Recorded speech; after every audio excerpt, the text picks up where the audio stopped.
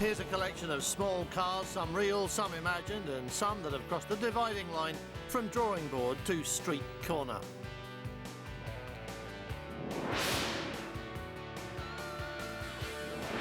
And maybe this is the shape of the future, or maybe it isn't. In the unmistakable shape of the C3, Citroën persists with styling we can only call individual. But this is where it all began. This was the first real city car the world had ever seen. And ever since 1959, we've been trying to improve on it. There have been imitations and copies, but never a true successor to the Mini. But mainly because it was truly ingenious, a miracle of original thought, with a transverse engine, gearbox in the sump and room for 4 adults inside. Plus, it drove like nothing before it, and it was excessively cheap. This is the closest thing to a successor so far available, a thoughtful reworking of that original packaging, manipulating engine, drivetrain and people into a parcel 2.5 metres long. And smart say that if all cars were this size, there would be room for a tree on every car parking space in the world. On average, every commuter car holds 1.2 passengers, and Smart say they've been generous in building a car that will hold 2. The back seat of most cars is empty apart from the daily newspaper. We took a close look at this problem, said Smart, and did away with the back seat altogether. 95% recyclable, a Smart car has good access, great visibility, tiny turning circle and excellent passenger comfort. It isn't a compromise, just smart, and it comes in a variety of models now, with the funky crossblade top of our list for pure entertainment value. If the car industry wasn't so conservative and timid, the world would be full of cars like this, eminently sensible, utterly practical, and more fun than a box full of chocolate frogs. A plastic body on a steel safety shell, airbags and crumple zones, self-tensioning belts and steel-shelled seats. A bit like competition seats, in fact. It's all tougher than it looks. City folk will find plenty to admire in this range, but it's the appealing charm of the casual boulevardier that makes the Smart so likeable. Or should that really be lovable?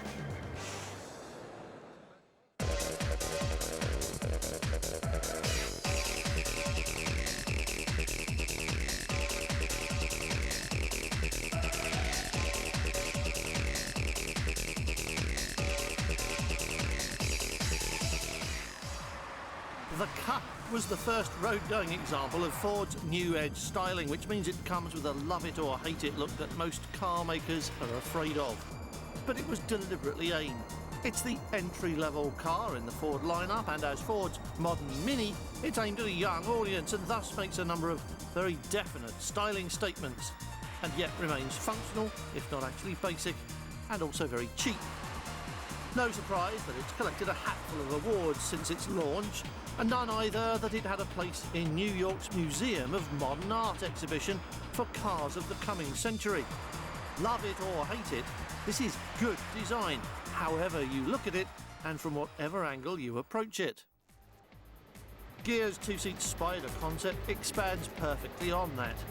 In giving the convertible street car a modern and appealing look, Gear has created a Sportster that looks like a tiny Audi TT, with as much cleverness and attention to detail as the German Meisterwerk itself. The show car, a concept which thankfully preceded actual production by only a brief interval, appeared with body panels finished in mauve-tinted silver metallic paint and a convertible hood in a matching dark blue canvas. It featured 6-spoke alloy wheels wrapped in 17-inch specially sculpted Pirelli racing tyres that are set to the edges of the wheel wells, giving the street car a wider performance stance. New headlights and fenders add to the overall look. With blue leather and aluminium interior, an instrument panel in see-through plastic and aluminium, plus rotating gauges, it's got the lot, including a release date and a target price. It's neat, it's clever and it's fun, but like the original on which it was based, it lacks genius no matter how many design awards it's collected. But as we said, Sir Alec had all the best ideas first time around, and anything else is doomed to be derivative, no matter what it is. Yes, even this. First shown in Japan and then brought on to Geneva, the Toyota Pod is a quirky looking thing, a real proper concept car. And the reason it's derivative in most senses is that the concepts which are being shown here are not those of packaging or engineering, but attitude. Let's deal with the basic stuff first. It's small and round, so easy to park in the garage, but inside it's all space and very little mechanical intrusion. That effect is magnified by the joystick control for steering, throttle and brakes. It can be used either side of the vehicle, so it fits all markets, and its use is intuitive for the kids we are learning to call the PlayStation generation. Your children will be able to drive this with almost no lessons. Do they ever read the manual with a computer game? No, of course they don't. But this is what the pod concept is all about: personality. It's about having some kind of connection with your car that goes beyond the merely mechanical. And so Pod has moods. It smiles and waves when it's happy, and it sulks when it's tired, proving that all those annoying people who call their cars she might have been right all along. It has the wide door openings we're seeing more and more, and it lowers itself and opens the doors wide to make access easy. And the seats swivel for the same reason. It has lots of room inside and lots of versatility as well. And this was the ultimate in versatile concept cars. At the time we first saw it in Frankfurt about a year ago, it was entirely speculative, though we said at the time that it rightfully looked as though it belonged in Geneva and will probably be seen there next year. Now it looks as though we'll be proved right, although perhaps not at Geneva next year, but the one after. As Opel loses its way in design and production terms, and factory closures threaten to make GM's European arm into a manufacturer with less market share than Mercedes, Opel went to Frankfurt with Signum, a radical concept that will be part of the new Vectra range, and an even more radical idea, not even a concept, that's smaller, funkier and unlikely to be more than what it is now. A computer-guaranteed mock-up of a car which will probably never be built. It's based on the Agila platform, and it's an open-top attempt to connect with that PlayStation generation. Opel said, "We wanted to connect with snowboarders, ravers and other people we've ignored in the past." Me too, but probably with very good reason, since they don't buy cars until they grow up and acquire a wife, a dog and 2.3 children, and then they want a sensible car. Meanwhile, Opel persisted in saying that Frogster will appeal to the next generation of car buyers, that the car's just like today's kids, who are apparently crazy, sexy and cool. However, Opel also say that the Frogster project had 3 targets: small, open and affordable. Not so crazy after all. Very sensible, in fact, because now it seems that the Frogster does have a production future, and that some parts of the project will survive as is when it becomes the basis of a replacement for the Tigra fairly soon. Or you might prefer this offering on a similar theme, a small 2-seater from Venturi. The strangely named Fetish was something we first saw in Geneva this year. But students of the sports car world will know there's more strange things about Venturi than the name of this car. Originally formed in 1984, it changed hands a couple of times before it came good under Swiss ownership and gave us the 400 GT, named for the power output of its Renault engine, and a moderately successful race car which even competed at Le Mans. But moderate racetrack success was sadly not equalled by showroom success, and in 2000 the company went into receivership for what looked like being the final time.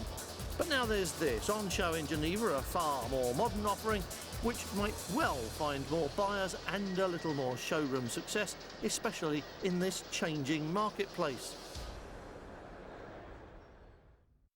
Though it probably hasn't changed this much. We depend on Rinspeed to keep us thinking and smiling, and over the years we've had more fun with Rinspeed than any other single car maker. And this year, as the Swiss designers celebrate 25 years in business, we're pleased to see that they've lost none of their ability to look at the motoring world through a pair of sideways spectacles. Good looking enough in a modern and slightly rounded sort of way, the Presto is a 4-seat, 4-metre long car that can cruise to your destination and then, for the purposes of easy parking, transform itself into a 2-seater, 2-and-a-bit-metre long car. All of that is managed by one big electric motor which stretches the chassis rails and the entire vehicle by 750 millimetres. Under the bonnet there's a 4-cylinder 1.7 common rail turbo diesel, which is basically a Mercedes but runs on a mixture of natural gas and diesel to give better than average emissions. But it still delivers averagely good performance. Maximum power is 120 horsepower, and that means the Presto accelerates from standstill to 100 kilometres an hour in around 10 seconds and reaches a top speed of approximately 180 kilometres an hour.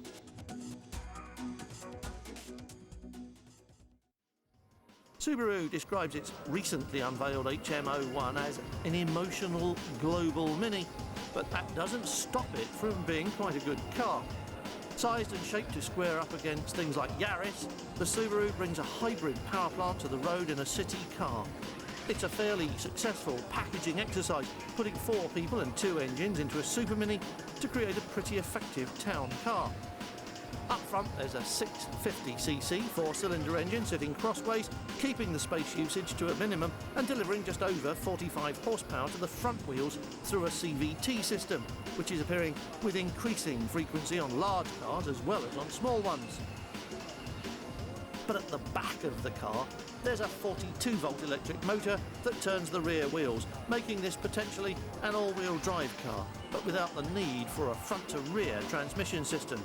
So no prop shaft and a flat cabin floor. The electric motor adds only 5 more horsepower, but with more than double the torque of the petrol engine up front, so it obviously delivers pulling power in a substantial enough amount to make it a worthwhile exercise. The hybrid is typical of the way forward being chosen by several makers, and this looks like being the most immediately practical hybrid system. It allows the petrol engine to be tuned for top-end power, making the car an effective cruiser, which should easily reach motorway maximum, with the electric engine kicking in for low-down pulling power.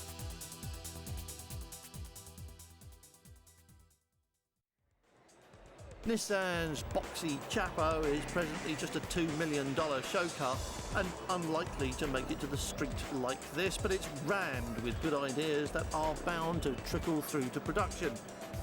The side-opening passenger door opens in either direction, and the luggage goes in a tray under the back seat, another practical plus. The inside is a living room on wheels designed for what Nissan calls a future generation of young city car users, computer-literate gamers who already know they'll be spending most of their motoring life at a standstill in a traffic jam and will need to have something to do. It's a bit funny looking, but the Chapo is a mix of good ideas and bad ones and will probably never make it to the production line, but who knows? The Japanese have certainly built uglier cars than this one. Which may not be your immediate reaction to Ford's new Think. This takes us back to where we started, because this is another of the true successors to the Mini, a clever, original and above all effective solution to the problems of crowded city streets, shrinking natural resources and ever-increasing pollution. Unlike the pretty little Subaru, Think is not a hybrid, but a glimpse of the future where petrol engines are entirely replaced by alternative power sources, in this case, electricity. Just plug it into the wall each night and Think will download enough electric power to whiz you through the following day at a brisk, if not astounding pace, and with enough range to make it all worth the effort.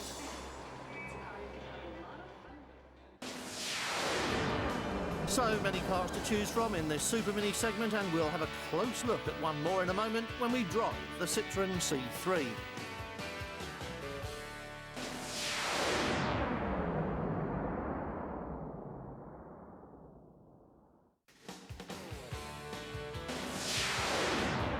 This is the car Citroën hope you will choose instead of the new Fiesta or Polo, and you may well do so even if it isn't quite so mainstream.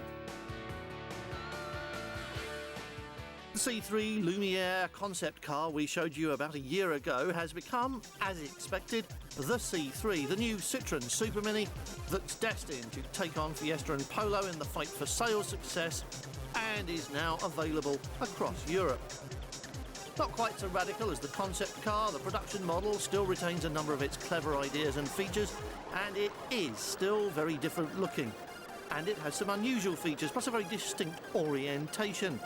Clearly then, it will give Citroën much better representation than the car it replaces, the somewhat tired out Saxo.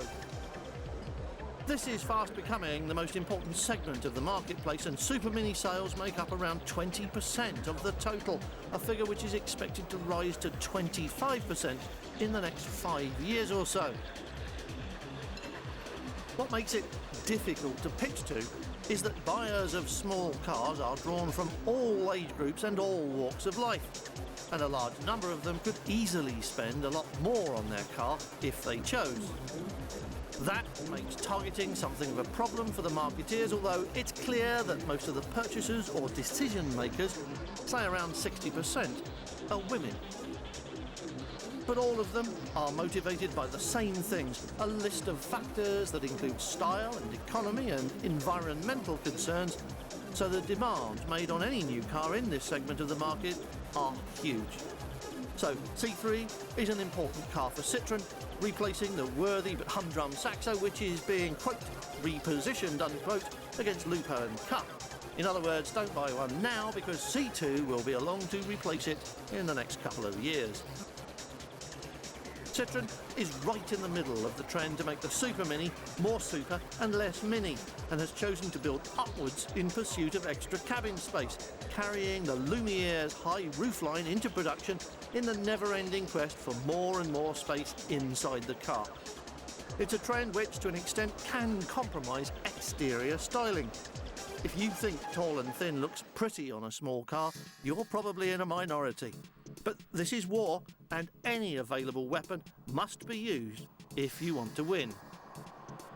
Which is why C3 follows the general trend of every other new car in the segment and measures up bigger in every dimension than the outgoing Saxo.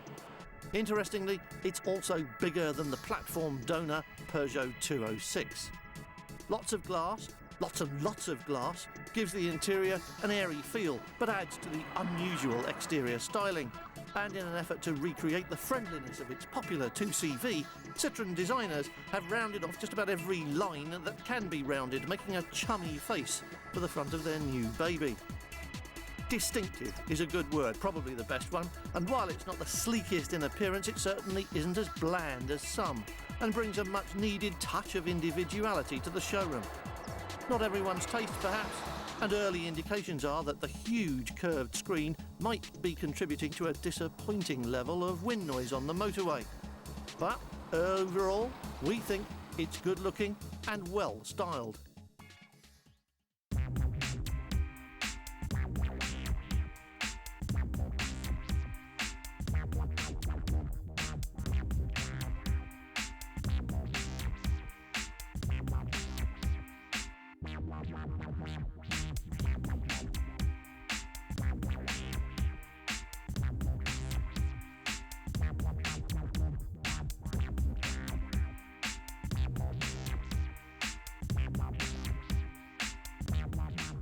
Though the C3 doesn't have the sporty pretensions of the Saxo it replaces, there's a very acceptable ride quality to a car with such a short wheelbase.